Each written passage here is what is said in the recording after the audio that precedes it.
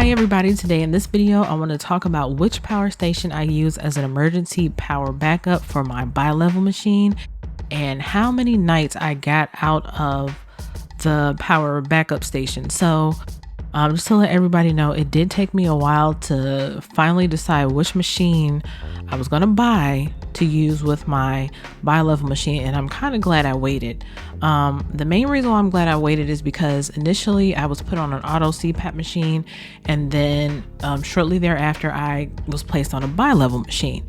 Now, if anybody knows the difference between either one, just quickly, versus the Cpap machine, the bilevel machines use two different pressures. They use one for when you're inhaling to keep your airway open, and then a lower pressure, so a higher pressure when you're inhaling and then a lower pressure when you exhale. So far this machine has been great. And the machine that I'm using is a Resmed Aircurve 10, which is their bilevel machine. And then I went with the Bluetti EB55 Power Station. So in choosing the machine, the main thing I was looking for was durability, the reputation with the machine, and I did not want any power station that was under 500 watts. Initially I chose a different machine, but it didn't work out, so I ended up going with this, and as you can see it's 537 watts, but the actual run capacity time is slightly lower. Hobo Tech, you can go to his channel and find out exactly. I know it's like 400 and something, so it is under the 537 watts actual run time, but I want to get into how many nights I actually got using this machine. So I got 7 full nights using the power backup, and then I want to share with you actually how I got 7 nights. Now for some people, I don't know if that's not as many nights as they think they will get, but to me I thought it was pretty decent. So how I got a full 7 nights. The first thing I did was use the DC car port adapter or the adapter port. I know a lot of you may see some people suggest going to Amazon and buying like the little $30 DC converter, but I wouldn't do that. Yes, the OEM converter is a bit pricey, which is actually through Resmed, but I'd rather invest the $90 for their DC converter than the $30 for the third party and damage a $2,000 machine. They're very expensive. Also, when you're using the DC converter, due to the design, it doesn't have like a snap, like click and fit into the actual port. You may have to adjust it a little bit. It does work, but I noticed that one time I would have to just move it, just like touch it for it to finally register. And maybe it happened like one time. And then make sure you turn the switch on when you use the DC converter adapter from Resmed. Okay, so another thing, if you're uncomfortable with using the DC car adapter port, you can use the little 5.5 millimeter barrel plugs and then plug it in, plug the DC adapter into that port, and that does work. It works just fine. It snaps in better. However, I didn't test the machine with that, and I know that the DC port on the machine actually is regulated, and I'm not sure that those barrel the barrel inputs on the machine are.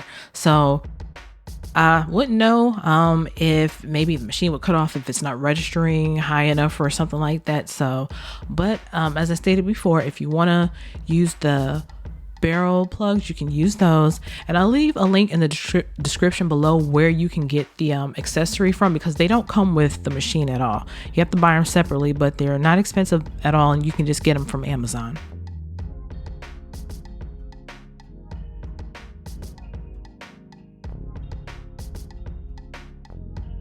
The second thing I did was go in the machine and change some of the settings, and this works for any of the Resmed machines that are AirSense 10 auto set for her, but not the new AirSense 11. So Let's see, I just went in climate control. I put that on manual, which is basically off. Once you turn the tube temperature off, the humidity level is off. The leak alert is something that I use because sometimes I forget to plug my hose in when I come back from the bathroom in the middle of the night, but it's usually for people who are like have COPD and other type of health issues. They usually have a high leak rate. It alerts them that they have a high leak rate. So during the test, I actually had it on the whole time, but now I just keep it off, and I haven't forgotten to put my hose back in after I come back from the bathroom. So that's fine. The smart start is off, but I turned it on now, but it was off during the test. Now, the type of mask that I use is a nasal pillow. It's a Resmed N30i.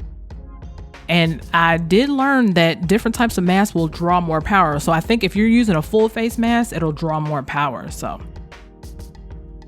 airplane mode is off. I think I kept it off the whole time, but now I keep it, I used to keep it on the whole time. Now I just turned it off.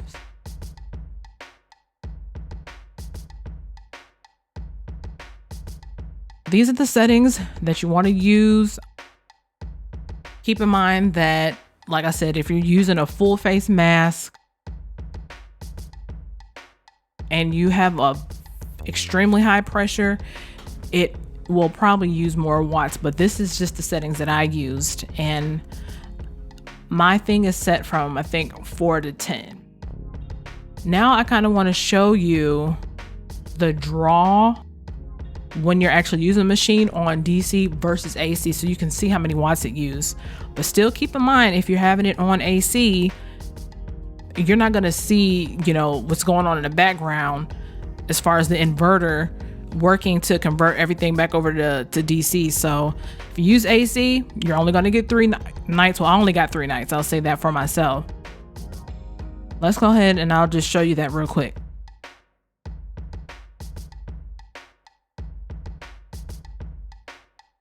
I'm gonna start, and then as you can see, when I breathe in, it's going up to 7. Now 7 is not my highest range. It's just, that's the ramp time. So normal breathing, as you can see, between like 3 and 7. But I really have to take a deep breath in for it to even get to 7. Now, I'm not sure what it does at night because I didn't record what it was doing when I was having episodes. So just breathing normally, it's between 3 and 7 watts. And keep in mind, this is a Bipap Bilevel machine. So when I breathe in, it gives me that max pressure. And then when I exhale, it takes it all the way back down to a minimum pressure.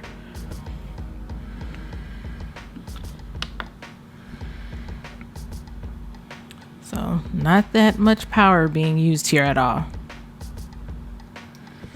Now I'm going to show you here how if you get up in the middle of the night and you take your hose out, that huge leak takes 23 watts.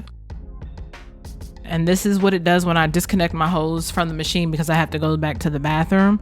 And then once I plug my hose back in, it goes back down to a normal, like 0 to 7 watts in between there. So it doesn't use many watts at all, but keep in mind, if you're using the bathroom multiple times during the middle of the night, you're going to be using just a little bit more watts. Okay, another thing I want to just discuss, how many hours you sleep a night will also determine how much power you use during that night. Now, my average during the 7 nights was probably about, I want to say 8 to 9. My lowest hours that I slept during the test was, I think, like 6.5. And then I had one night where it was like 7.5, and the other nights were between 8 and 10.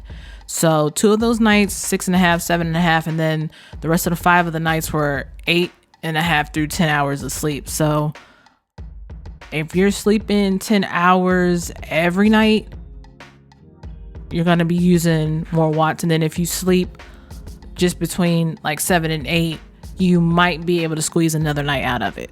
Now, using AC is a completely different, you get a completely different outcome. Even though during like the test, you'll notice something different versus using it on DC. Keep in mind, I keep saying it again, with AC, I only got 3 nights, and that was with the exact settings that I showed earlier. So I lost an entire 4 nights on AC. And what's funny about it is that AC doesn't show that it uses any more watts. As a matter of fact, it shows the opposite, but you have to account for what the inverter is doing, it converting to DC and AC. So that's the reason why I only got 3 nights using the AC. And it's funny because I have it on, and then when I start breathing, everything's the same, but you don't see any watts registering at all. I thought that was so crazy. I thought it wasn't using any watts at all, like, or that it was so low, it wasn't even using 1 watt. As versus when it's on DC, you'll at least see it pulling 3 when I'm breathing in normally, at least a minimum of 3. I have to breathe extremely hard for it to get to even like 18. And when I say it's hard, I'm breathing it as hard as I can, breathing in and out as hard as I can. It looked like it's not using anything, but I can guarantee you it is. And that's because the inverter has to use more to convert it. So you want to get as many nights as possible, use the DC. And then you'll see also how the leak rate is about the same as it is in when you take your hose off at night if you have to use the bathroom. Overall, I will say I like this machine. I'm glad I bought it. However, if I needed to change anything, I probably would have went ahead and went with the 716 watt machine, because especially in the summertime, if the power goes out, I need to have a fan running, and that means I would need a fan plugged in and my bilevel machine. So I cannot breathe with warm air on Cpap, and that's why at night I need it as cold as possible. I mean, like in the 60s, and then I just get under my cover. If I wake up in the middle of the night and I'm just breathing in like hot air, I snatch it off, and I'm not, and it's not really benefiting me any. So I have to have cold air. That's why I don't even bother turning the tube temp on at all. So that would be the only thing I would definitely change as far as my purchase with this machine. I would have went with the 716 watt machine. Now stay tuned for the next video, because the next video I'm going to actually show you a test that I did with a different power station that has more watts and how many nights I end up getting out of that one. And then I'm going to use another one that's more of a portable battery backup supply, and then we'll probably just cap that out with doing Cpap stuff, unless anybody has any questions. So that's pretty much everything for this video. If you have any questions, just leave them below and I'll answer them as soon as possible. All right, thanks, bye.